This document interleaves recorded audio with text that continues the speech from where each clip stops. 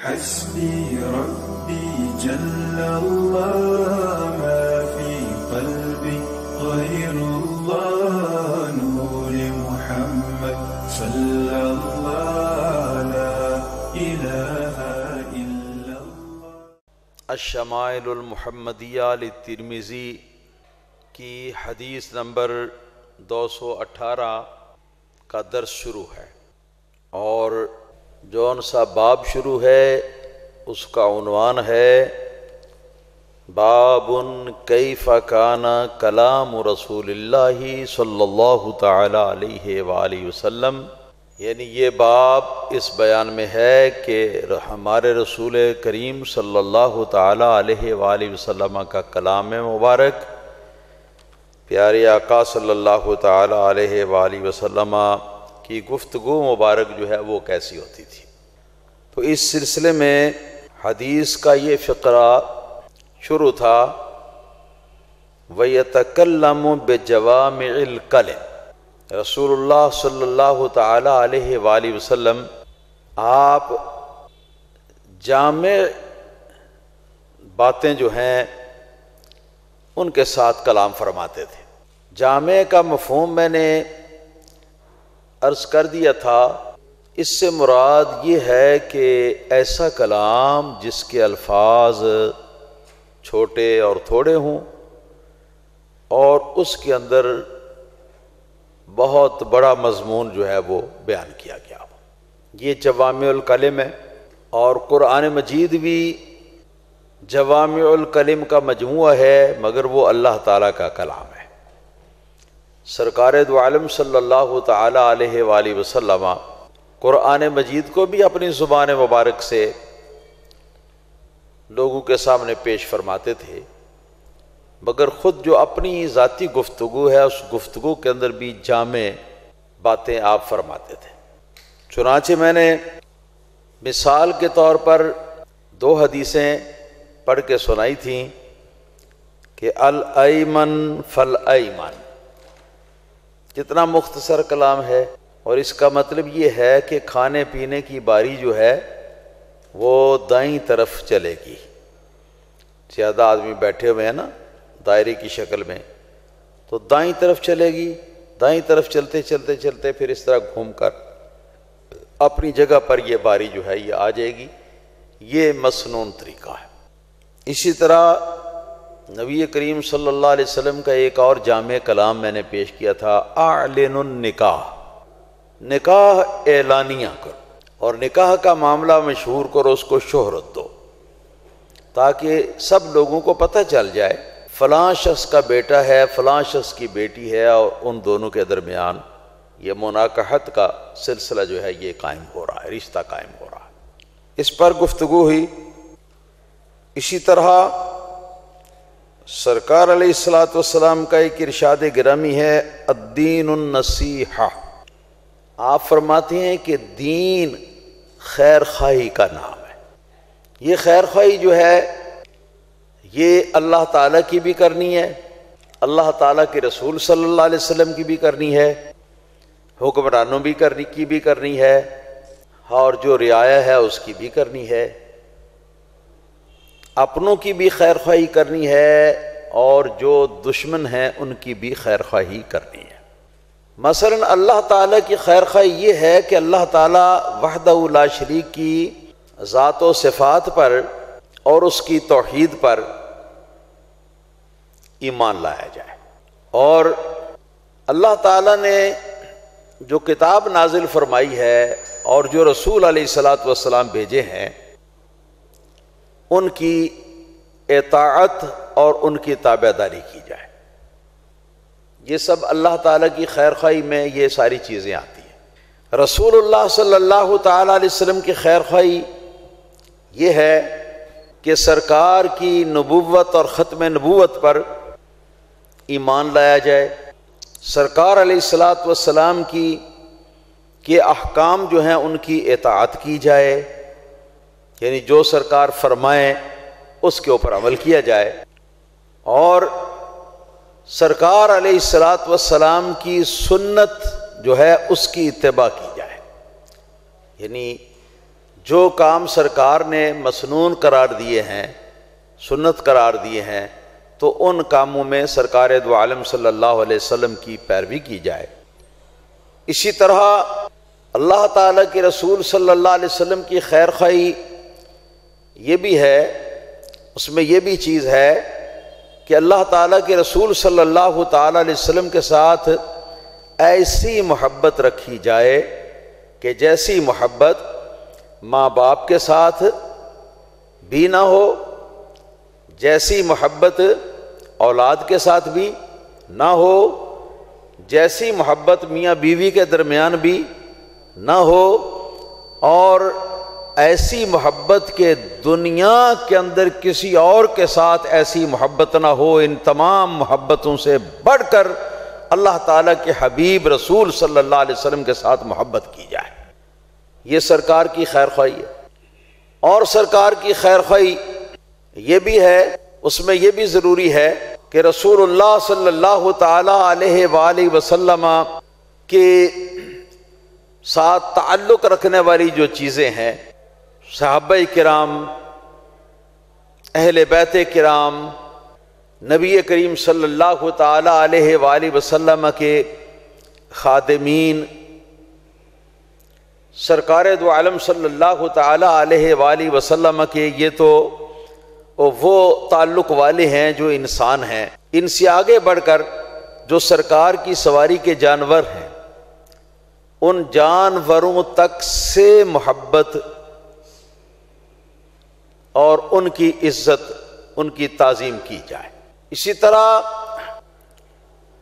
جو رسول اللہ صلی اللہ تعالی علیہ وآلہ وسلم کے ساتھ بغض رکھتا ہو، اس کے ساتھ دشمنی رکھی جائے، چاہے وہ بغض رکھنے والا ہمارا باپ ہو، چاہے وہ بغض رکھنے والا ہمارا بیٹا ہو، ہمارا بھائی ہو، ہماری بہن ہو، ہمارا استاد ہو، ہمارا پیر مرشد ہو، ہمارا نوکر چاکر ہو، ہمارا کوئی بھی ہو، کیسا بھی تعلق رکھنے والا کیوں نہ ہو، اگر رسول اللہ صلی اللہ علیہ وآلہ وسلم کے ساتھ اس کو بغض اور اس کو عداوت ہے، دشمنی ہے، تو اس کے ساتھ دشمنی رکھی جائے۔ یہ اللہ تعالیٰ کے رسول صلی اللہ علیہ وسلم کی خیر خواہی کے اندر یہ چیز داخل ہے۔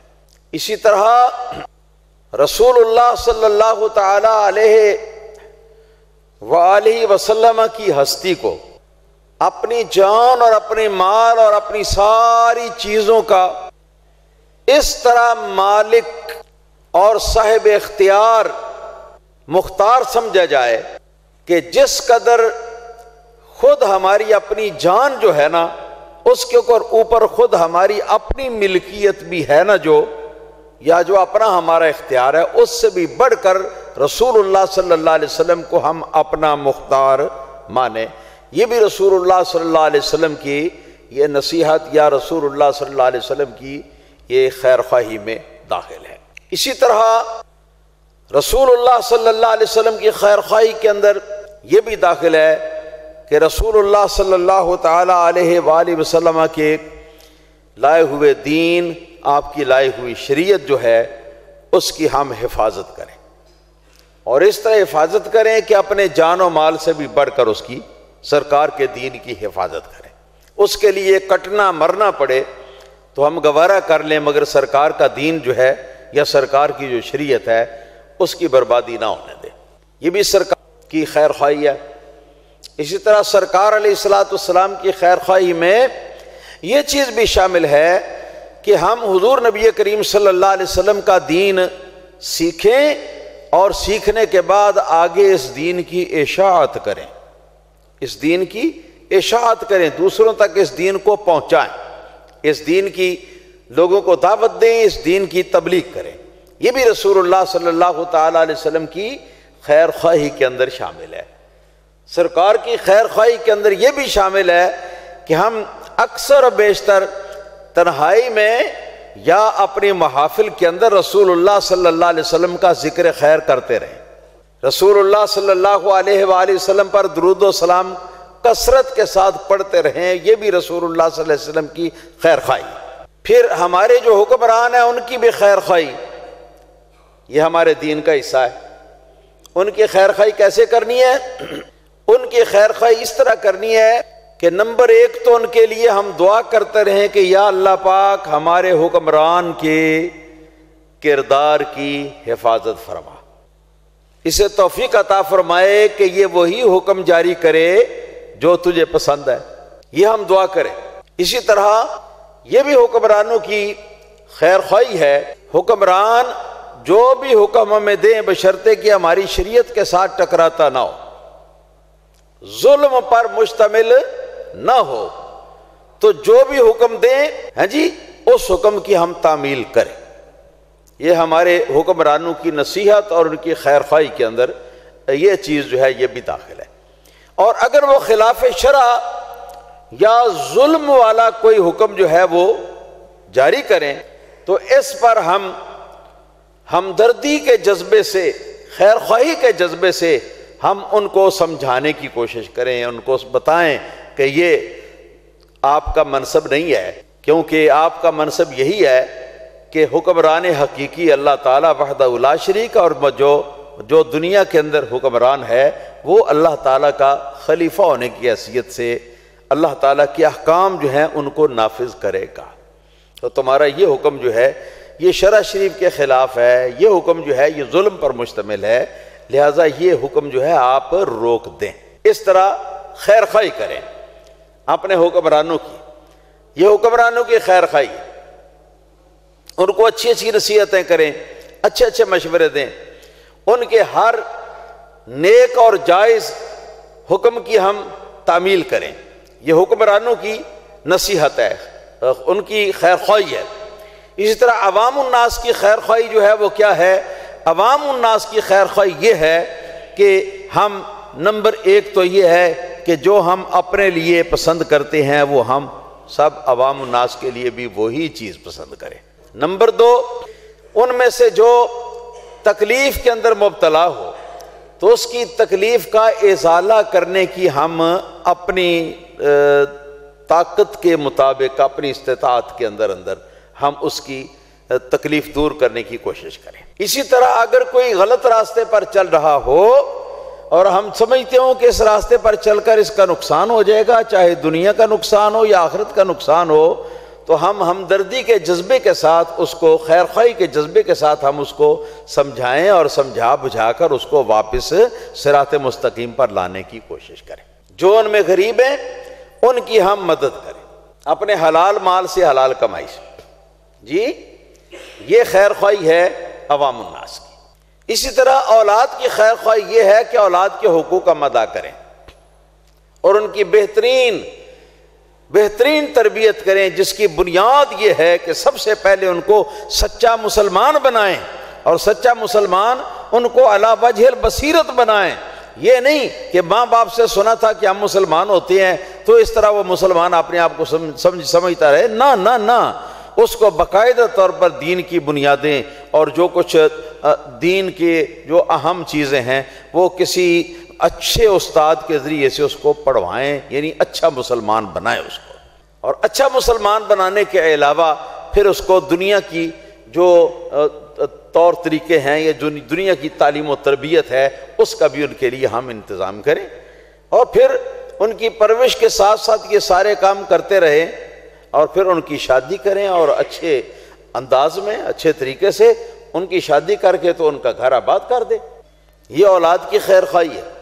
ماں باپ کی خیر خواہی یہ ہے کہ ماں باپ کے حقوق ادا کریں، ماں باپ کی خدمت کریں، ماں باپ کی ہر ضرورت پوری کریں، ان کو بھوک ہو تو کھانا مہیا کریں، کپڑے کی ضرورت ہو تو کپڑا مہیا کریں، گرمی سردی کے ازالے کی ضرورت ہو تو اس کا بندوبست کریں، اگر بیمار ہوں تو ان کا علاج کریں، اور اگر ان کا جسم جو ہے وہ تھکا ہوا ہو تو اپنے ہاتھوں سے ان کو دبا کر، اپنے ہاتھوں سے، تو اس طرح ان کی تھکاوٹ دور کرنے کی کوشش کریں۔ وعلی ھذا القیاس، جانوروں تک کی بھی خیر خواہی جو ہے ہمارے دین کا حصہ ہے۔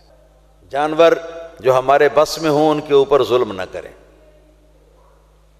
اگر وہ جانور ہیں کہ جن جانوروں سے کام لیتے ہیں ہم، تو ان سے اتنا کام لیں جتنا ان کی طاقت کے مطابق ہو، جتنا وہ آرام سے کر لیں، وہ تنگ ہو کے نہ کریں۔ ان کو خواہ مخواہ مارے پیٹے نہیں، یہ جانوروں کے بھی خیر خواہی ہے۔ اسی طرح جانوروں کی خیر خواہی کے اندر یہ بھی چیز داخل ہے کہ بر وقت ان کے کھانے پینے کا انتظام جو ہے وہ بھی ہم کریں، اور سردی گرمی سے بچاؤ کا بھی ہم ان کا بندوبست کریں۔ وَعَلَى هَذَا الْقِيَاسِ، یہ خیر خواہی۔ تو فرمایا الدین النصیحہ، یہ دین جو ہے یہ خیر خواہی کا نام ہے۔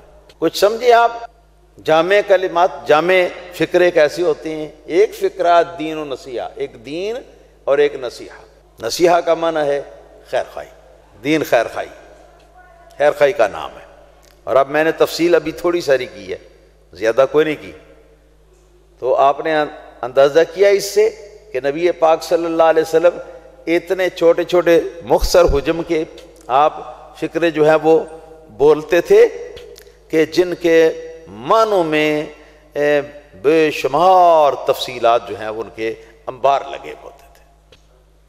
اسی طرح آگے چلیں، رسول اللہ صلی اللہ تعالی علیہ وآلہ وسلم کا ایک اور ارشاد گرامی ہے۔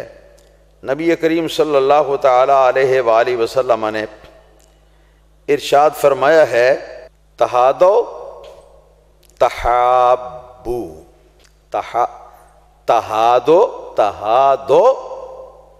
تہادو آنکھ والی یہ الف، تہادو آگے دال آگے واو، تہادو تحابو، یہ سرکار کی جامع جو باتیں ان میں سے مثال کے طور پر۔ اس کا معنی کیا ہے؟ تہادو کا معنی ہے آپس میں ہدیہ یا تحفہ یا گفٹ جو ہے نا اس کا لین دین کریں، جی ایک دوسرے کو آپس میں گفٹ دیں، ایک دوسرے کو آپس میں تحفہ دیں۔ یہ اگر کرو گے تو اس کا نتیجہ یہ نکلے گا تحابو، تمہارے درمیان محبت جو ہے وہ بڑھتی رہے گی، محبت پیدا ہوتی رہے گی، آپس میں ایک دوسرے سے محبت کرتے رہو گے۔ کتنا جامع فکر ہے یہ بھی۔ اور اسی طرح اور بہت ساری چیزیں ہیں، بہت ساری چیز۔ ایک صحابی تھے، انہوں نے عرض کیا کہ یا رسول اللہ صلی اللہ علیہ وسلم، میں بازار میں کھجوریں بیچتا ہوں تو میرے ساتھ بہت دھوکہ ہو جاتا ہے، لوگ مجھے فریب دے جاتے ہیں۔ تو نبی پاک صلی اللہ علیہ وسلم نے ارشاد فرمایا کہ جاؤ اور جو بھی دکان کے اندر گاہک آئے تو یہ اس کو بتا دو کہ نبی پاک صلی اللہ علیہ وسلم نے فرمایا، مجھے نصیحت کی ہے کہ لا ضرر ولا ضرار، لا ضرر ولا ضرار۔ لا ضرر کا معنی کیا ہے؟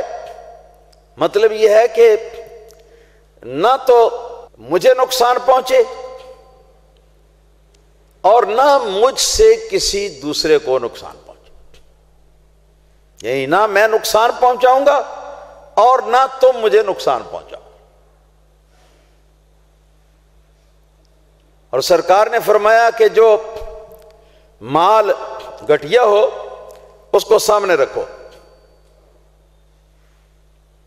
گھٹیا مال جو ہے نا اس کو سامنے رکھا کرو، یہ نہیں کہ نیچے گھٹیا مال اور اوپر ڈھیر جو ہے وہ اچھے مال کا، ہاں جی ایسا نہیں، بلکہ گھٹیا مال بھی ظاہر کرو۔ اگر کوئی عیب ہو مال میں تو وہ سب سے پہلے جب بات کرو تو بتا دو کہ اس کے اندر یہ نقص ہے، ہاں جی یہ ہے درار، یعنی درار سے بچنا۔ اور ضرر جو ہے وہ یہ ہے کہ کوئی تو کھا دے جائے۔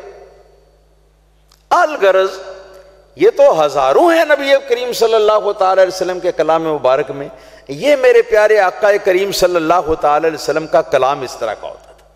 اب آگے چلتے ہیں، کلامہ فصل، رسول اللہ صلی اللہ علیہ وسلم کا کلام جو ہے وہ فصل، فاصلے والا ہوتا۔ فاصلے والا ہوتا کیا مطلب؟ یعنی حق اور باطل کے درمیان فاصلہ کرنے والا ہوتا۔ ایک معنی اس کا یہ ہے۔ دوسرا اس کا معنی کلام فصل کا معنی کیا ہے کہ یہ کلام جو ہے یہ باطل سے پاک ہے، باطل سے جدا ہے اور باطل اس کلام سے جدا ہے۔ تیسرا معنی اس کا یہ ہے کہ سرکار دو عالم صلی اللہ علیہ وسلم کی باتیں جو ہیں وہ اس طرح ہوتی کہ ایک ایک کلمہ، ایک ایک لفظ سرکار بولتے اور دوسرا جو ہے وہ اس وقت بولتے جب پہلا سمجھ لیا جاتا۔ یہ نہیں کہ دو تین کلمات یا دو تین الفاظ سرکار بولتے ہیں اس طرح کہ دو تین کو بولیں اور آپس میں وہ گڈ مڈ ہو گئے ہیں بولنے میں اور سننے والوں کو سمجھ ہی نہیں آئی، یہ نہیں۔ ام المومنین عائشہ صدیقہ رضی اللہ تعالیٰ عنہ فرماتی ہیں کہ نبی کریم صلی اللہ علیہ وسلم اس طرح آسان اور ٹھہر ٹھہر کر گفتگو کرتے تھے کہ اگر کوئی شخص اس کو گننا چاہتا، سرکار کے لفظوں کو گننا چاہتا تو سرکار کے لفظوں کو وہ گن سکتا تھا۔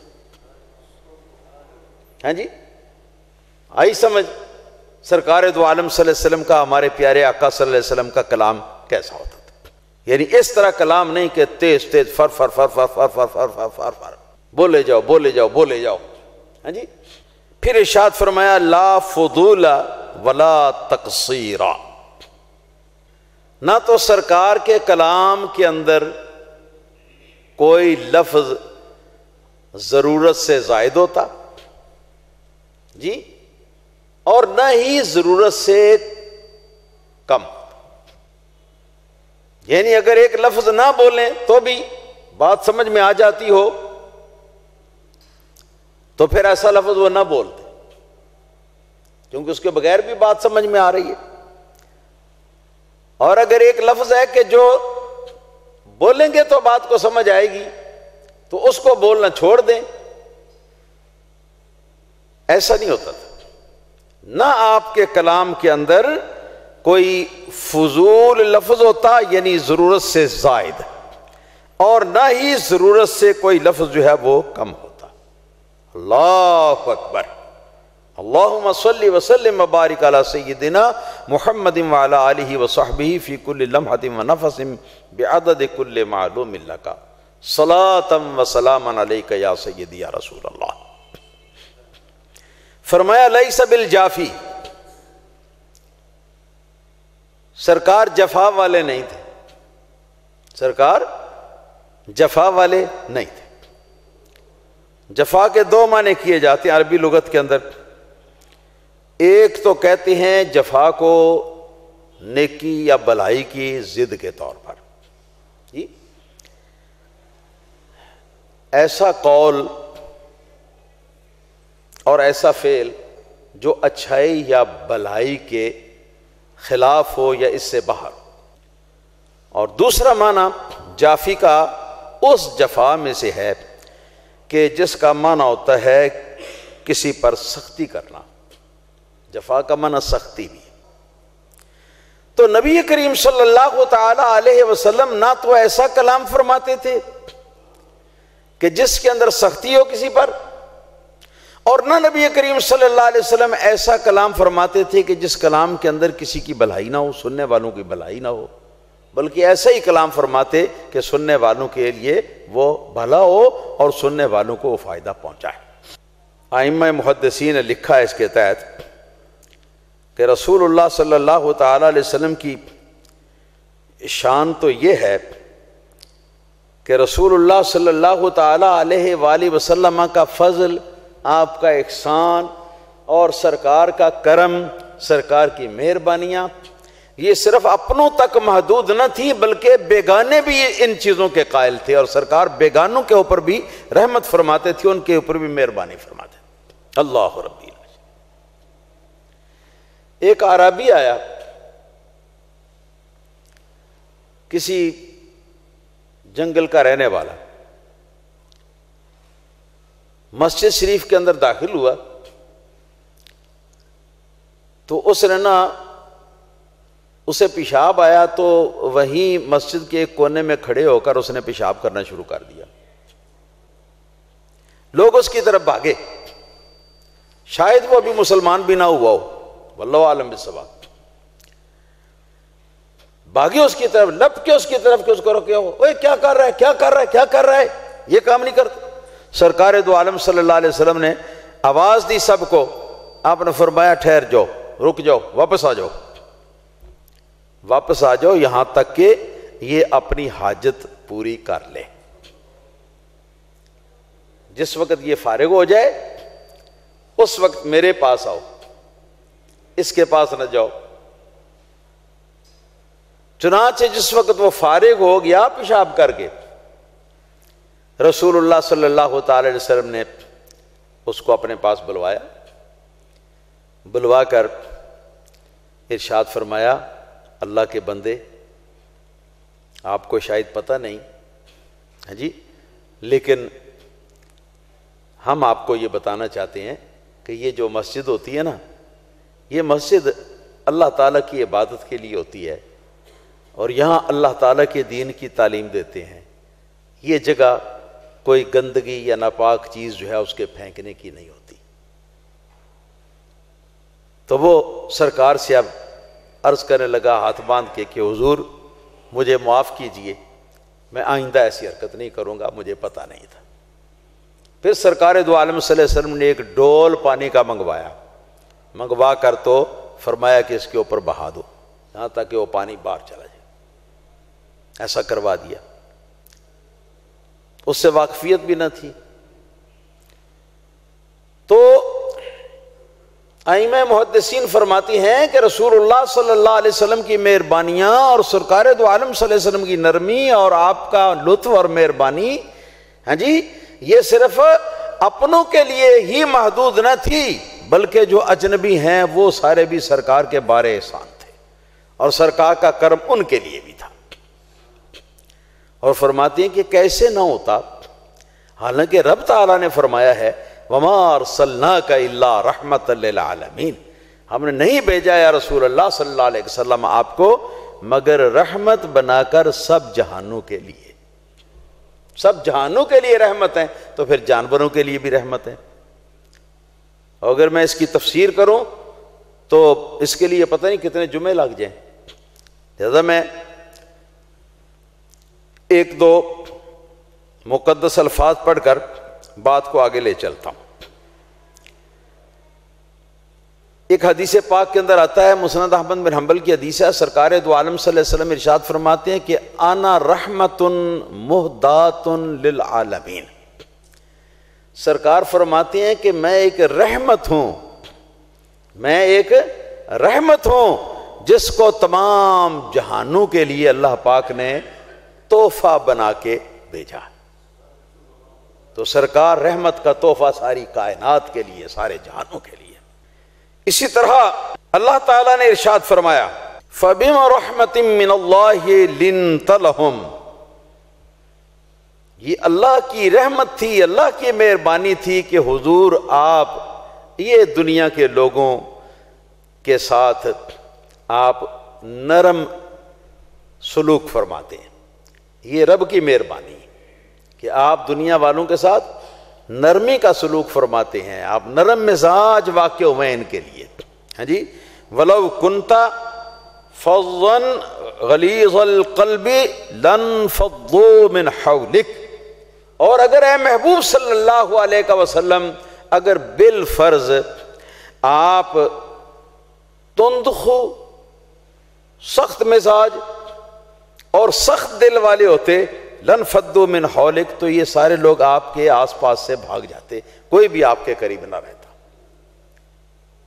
تو اس میں بتایا کہ سرکار تند ہو، سخت مزاج نہیں ہے، بلکہ سرکار یہ نرم مزاج ہیں اور شیریں مزاج ہیں، شیریں طبیعت ہے سرکار دو عالم صلی اللہ تعالی علیہ وسلم کی۔ آپ کا دل سخت نہیں ہے بلکہ آپ کا دل نرم ہے۔ کسی مظلوم کی فریاد سنتے ہیں تو فریاد سنتے سنتے جب دیکھا جاتا سرکار کے چہرہ مبارک کی طرف تو آپ کے آنسو جو ہیں نا وہ موسلا دار بارش کی طرح ان کی لڑیاں جو ہیں وہ نیچے جھڑ رہی ہوتی۔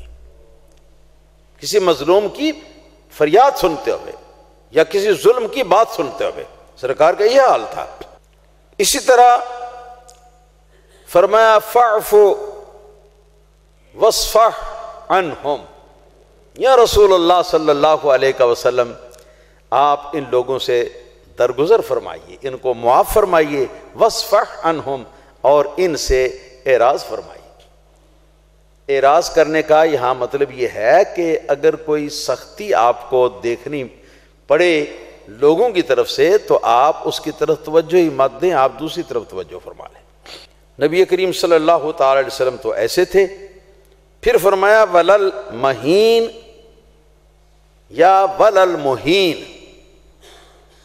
اگر مہین ہو تو اس کا معنی کیا ہے؟ اس کا معنی ہوتا ہے وہ شخص جس کی اہانت کی گئی ہو، جس کی کیا نام ہے ضلالت کی گئی ہو، جس کو حقیر سمجھا جاتا ہو، اس کو کہتے ہیں عربی زبان کے اندر مہین۔ تو مطلب کیا؟ مطلب یہ ہے کہ رسول اللہ صلی اللہ تعالی علیہ وآلہ وسلم ایسے تھے، ایسے نہ تھے کہ جن کو کوئی بیگانہ بھی معاذ اللہ حقیر سمجھتا ہو، بلکہ ایسے تھے کہ اپنے تو اپنی ذات سے بڑھ کر اور دنیا کی ہر چیز سے بڑھ کر سرکار کو عزت والا سمجھتے تھے۔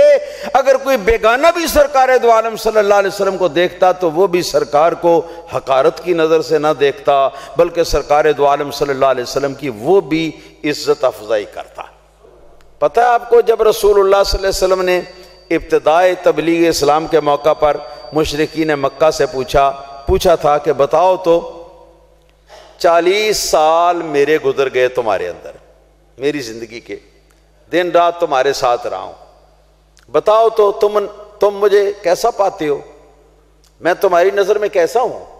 40 سال زندگی کا ریکارڈ جو ہے وہ تمہارے سامنے میرا، میں کیسا ہوں؟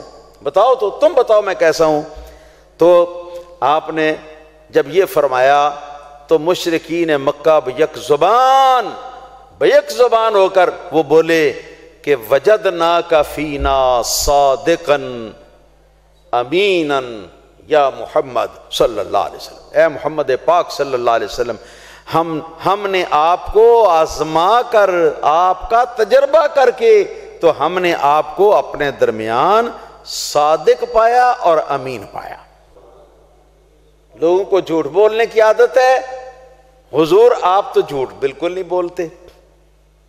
لوگوں کو امانت میں خیانت کی عادت ہے، اے محمد صلی اللہ تعالی علیہ وسلم آپ تو امانت میں خیانت بھی نہیں کرتے ہیں جی۔ لوگوں کا دھرم اپنا تھا، لیکن اس کے باوجود جب امانت رکھنے کی ضرورت پڑتی تھی ان کو، ہاں جی، کوئی اپنی قیمتی سے قیمتی چیز، تو وہ امانت جناب محمد رسول اللہ صلی اللہ علیہ وسلم کے پاس رکھتے، جو کفار اور مشرکین بھی تھے۔ ان کو پتہ تھا کسی اور کے پاس امانت رکھیں تو وہ امانت میں خیانت کرے گا، اور سرکار کے پاس امانت رکھیں تو سرکار جیسی امانت رکھیں گے ویسی ہی واپس جب چاہیں گے مل جائے گی۔ ہاں جی، یہ ہے ولل مہین۔ لوگوں کے اندر سرکار حقارت زدہ نہ تھے، حقیر نہ سمجھے جاتے تھے، بلکہ مخالف بھی، دشمن بھی، نہ ماننے والے، رسالت کو نہ ماننے والے بھی سرکار کو عظیم، فخیم اور بڑا انسان سمجھتے تھے، بڑی ہستی سمجھتے تھے۔ دوسرا اس کا تلفظ ہے ولل مہین۔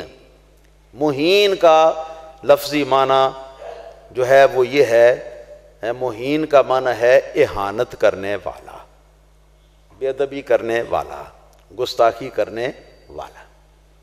تو اس کا معنی یہ ہے کہ سرکار دو عالم صلی اللہ علیہ وسلم کے پاس کوئی بھی آتا، نبی کریم صلی اللہ تعالی علیہ وآلہ وسلم اس کی اہانت نہ فرماتے، اس کی توہین نہ فرماتے، نبی پاک صلی اللہ علیہ وسلم اس کو بے عزت نہ کرتے۔ سمجھئیے آپ کو، ہے جی۔ تو جو عزت والے ہوتے ہیں نا، اصلی عزت والے، وہی پھر دوسروں کو بھی بے عزت نہیں کرتے۔ اللہ ربی لا شریک لہ، لا شریک لہ۔ فرمایا یعظم النعمت وان دقت، اللہ تعالیٰ کی نعمت کوئی بھی آپ کو ملتی، اور چاہے وہ نعمت چھوٹی سے چھوٹی ہوتی، چھوٹی سے چھوٹی، معمولی سے معمولی نعمت ہوتی، تو نبی پاک صلی اللہ علیہ وسلم اس نعمت کی بھی آپ اس کی بھی تعظیم فرماتے۔ نبی پاک صلی اللہ علیہ وسلم اس کی نعمت کی بھی تعظیم فرماتے۔ مطلب کیا ہے کہ اس کو بھی بڑا سمجھتے کیونکہ دینے والا جو بڑا ہے، ایسا بڑا کہ اس سے بڑا ہے ہی کوئی نہیں. تو پھر بڑی ہستی کی طرف سے اگر معمولی دیکھنے میں معمولی چیز بھی اگر آتی ہے تو اس کو قدردان آدمی جو ہے وہ معمولی نہیں سمجھتا. وہ یہ نہیں دیکھتا کہ چیز کیا، نعمت کیا آئی ہے، گفٹ کیا آیا ہے، وہ یہ سمجھتا ہے کہ بھیجنے والا کون ہے. فرمایا لا یضم منہا شیئا. یہ پھر اسی پچھلی بات کو ایک دوسرے انداز میں دہرا دیا. حضرت ہند بن ابی حالہ فرماتے ہیں رضی اللہ تعالیٰ عنہ، نبی کریم صلی اللہ علیہ وسلم کسی ایک نعمت کو بھی نبی کریم صلی اللہ علیہ وسلم برا نہ کہتے، اس کی مذمت نہ کرتے، اس کی برائی نہ کرتے، بلکہ اللہ تعالیٰ کا اس پر بھی شکر ادا کرتے، اللہ تعالیٰ کی تعریف کرتے اس کے اوپر. غیر انہ لم یکن یضم ذواقا ولا یمدح. فرماتے کہ ہاں یہ بات ہے کہ جو کھانے پینے کی کوئی چیز ہے، چکھنے کی، کھانے کی، پینے کی، نبی پاک صلی اللہ علیہ وسلم کی عادت مبارکہ یہ تھی کہ اس کی برائی بھی نہ کرتے اور اس کی تعریفیں بھی نہ کرتے. اللہ کی نعمت ہونے کی حیثیت سے تعریف فرماتے، مگر کھانے پینے کی چیز ہونے کی حیثیت سے نہ اس کی برائی کرتے اور نہ اس کی تعریف فرماتے، بلکہ سامنے جو دسترخوان پہ رکھا جاتا سرکار دو عالم صلی اللہ علیہ وسلم کو جو پسند ہوتا اس کو کھا لیتے، جو نہ جی چاہتا اس کو چھوڑ دیتے، لیکن یہ نہ فرماتے کہ یہ مجھے پسند ہے یا پسند نہیں ہے، یا یہ اچھا ہے یا یہ برا ہے. اس طرح آپ نہ فرماتے. یہ سرکار کی عادت کریمہ تھی. کھانے کی برائی نہیں کرتے تھے اس لیے کہ کھانا جیسا بھی ہو ہے تو وہ اللہ تعالیٰ کی نعمت نا، تو اس لیے اس کی برائی آپ نہیں کرتے تھے. اس کی تعریف بھی کیوں نہیں کرتے تھے؟ اس لیے کہ کھانے پینے کی چیزوں کی تعریف کرنے سے سننے والوں کے دل میں یہ خیال جا سکتا ہے کہ یہ آدمی کھانے پینے کا بڑا لالچی ہے، اس لیے کھانے پینے کی چیزوں کی یہ تعریف کرتا ہے تاکہ اس طرح کی چیز اس کو دی جایا کرے. تو نبی پاک صلی اللہ علیہ وسلم تو اس کے شائبے سے بھی ان چیزوں کے آپ پاک تھے، تو اس لیے آپ تعریف بھی نہیں کرتے تھے، بلکہ اس کو اس کے اپنے حال پر چھوڑ دیتے تھے. ہاں البتہ جہاں اللہ تعالیٰ کی نعمت کا معاملہ آتا تو چھوٹی ہوتی یا بڑی ہوتی، اللہ تعالیٰ کی تمام نعمتوں کی آپ تعظیم فرماتے اور تمام نعمتوں پر اللہ تعالیٰ کا شکر ادا کرتے اور تمام نعمتوں پر اللہ تعالیٰ کی حمد بجا لاتے. پھر فرماتی ہیں ولا تغضبہ الدنیا. دنیا کا جاہ جلال، دنیا کا مال، دنیا کا اسباب، دنیاوی چیزیں جو ہیں یہ نبی پاک صلی اللہ علیہ وسلم کو غصے میں نہ لاتی. مطلب ہے کہ دنیاوی چیز اگر سرکار کو ملنی تھی مگر نہ ملی جی تو سرکار دو عالم صلی اللہ علیہ وسلم اس کو محسوس نہ کرتے اپنے مزاج مبارک کے اندر اور نہ غضبناک ہوتے. اگر کوئی چیز آپ کی ضائع کر دی جاتی یا کوئی چیز آپ کی نقصان ہو جاتی تو نبی کریم صلی اللہ تعالیٰ علیہ وسلم اس نقصان کے اوپر دنیاوی نقصان جو ہے اس کے اوپر نبی پاک صلی اللہ علیہ وسلم غصے نہ ہوتے. یہ سرکار کی عادت مبارکہ ہے. پھر فرماتے ہیں ولا ما کان لہا. اور جس چیز کا بھی دنیا کے ساتھ تعلق ہے وہ چاہے کیسی بھی ہے اور کتنی بھی وہ چیز اس کا نقصان ہو جانا کتنا بھی دل کے اوپر گراں گزرنے والا اگر ہوتا تو رسول اللہ صلی اللہ تعالی علیہ وسلم اس کے لیے بھی اپنی طبیعت کو خراب نہ فرماتے اور اپنے دل کے اندر اس کا کوئی افسوس جو ہے وہ محسوس نہ فرماتے. فَإِذَا تُعُدِّيَ الْحَقُّ لَمْ يَقُمْ لِغَضَبِهِ شَيْءٌ حَتَّى يَنْتَصِرَ لَهُ.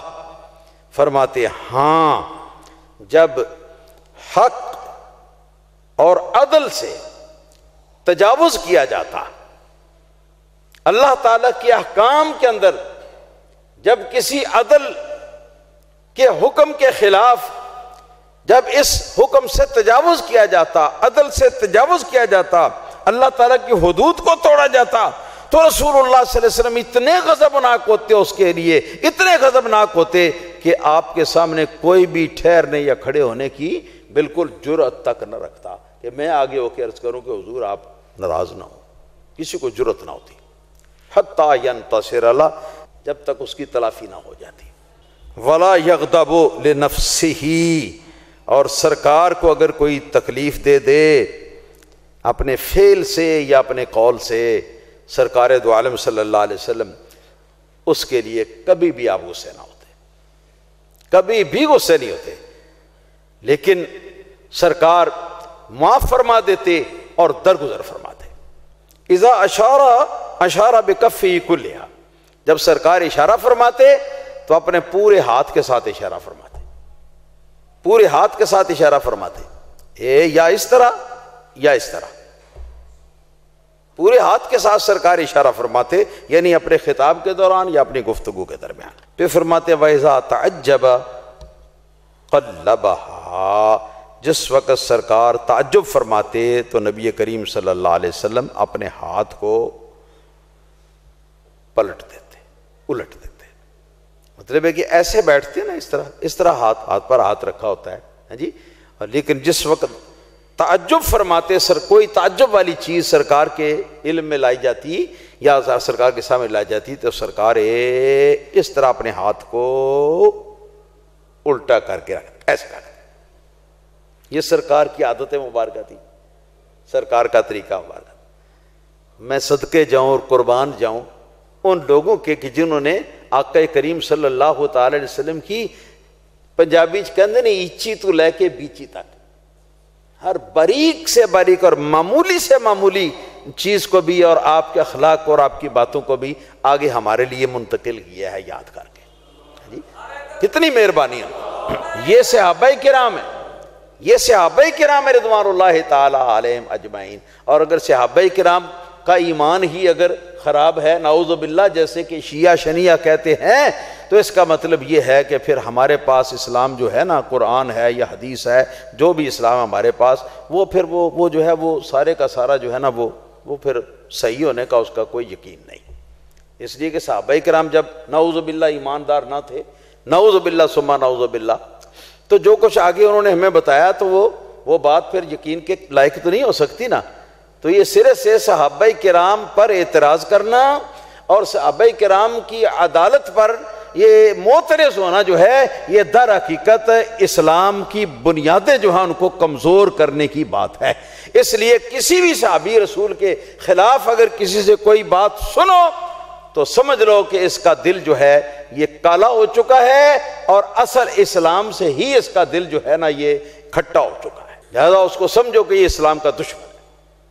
کبھی رعایت نہ کرو اس شخص سے، اور کبھی اس شخص کے ساتھ پیار نہ کرو۔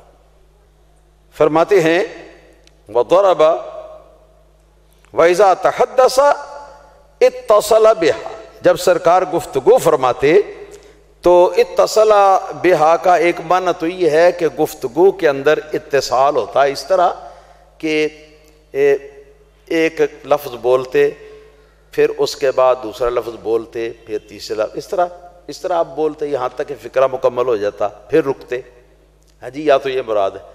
لیکن ایک مفہوم اس کا اور بھی صحابہ نے بیان کیا کہ پیچھے ذکر یہ ہے کہ جب سرکار نبی کریم صلی اللہ تعالی علیہ وسلم اشارہ فرماتے تو اپنے پورے ہاتھ کے ساتھ اشارہ فرماتے، آیا نا، پوری ہتھیلی کے ساتھ اشارہ فرماتے، تو اس کا مطلب یہ ہے کہ جس وقت سرکار دو عالم صلی اللہ علیہ وسلم گفتگو فرماتے اتصل بہا، تو سرکار کی جو منہ مبارک کی گفتگو ہے وہ اس ہاتھ کے اشارے کے ساتھ متصل ہوتی، یعنی گفتگو جو منہ سے فرماتی ہیں وہ ہاتھ کا اشارہ جو ہے اس منہ کے بات کی تائید کرتا، اور وہ بھی منہ کی بات کے سمجھانے کے اندر مدد کرتا۔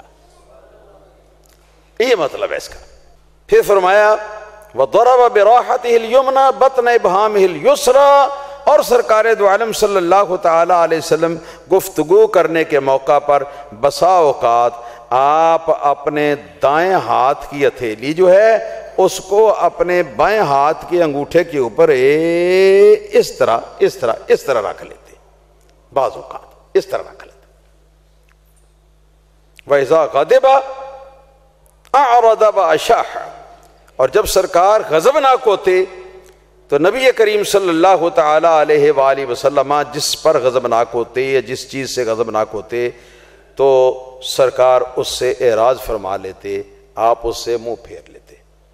وَأَشَاحَ ای جدہ فی الاعراض، ہیں جی، اور نبی کریم صلی اللہ علیہ وسلم اعراض کرنے میں آپ مبالغہ فرماتے جس وقت غضبناک ہوتے۔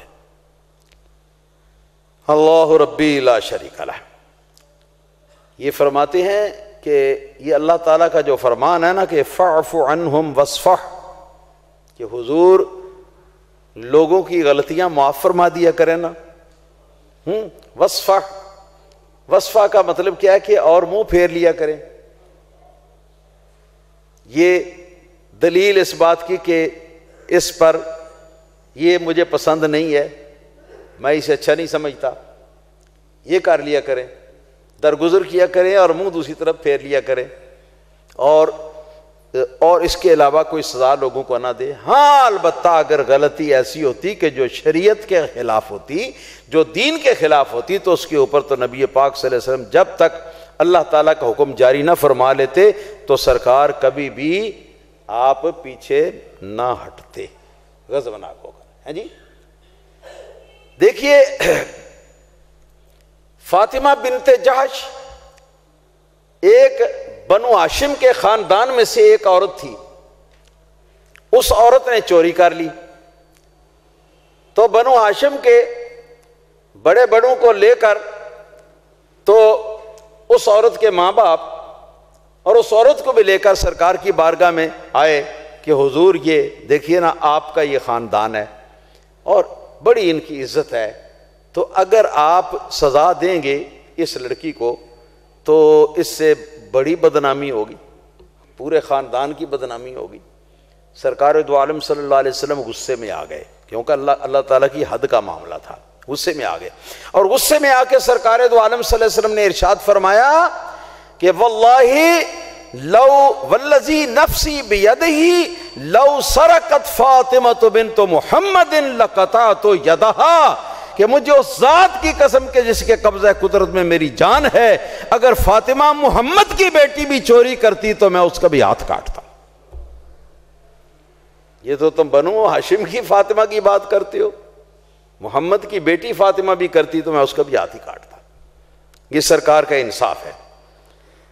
پھر فرمایا وَإِذَا فَرَحَ غَضَّ طَرَفَهُ، یہ سرکار کا طریقہ تھا، جس وقت رسول اللہ صلی اللہ علیہ وسلم خوش ہوتے تو اس وقت نبی پاک صلی اللہ علیہ وسلم اپنی آنکھیں نیچے کر لیتے تھے۔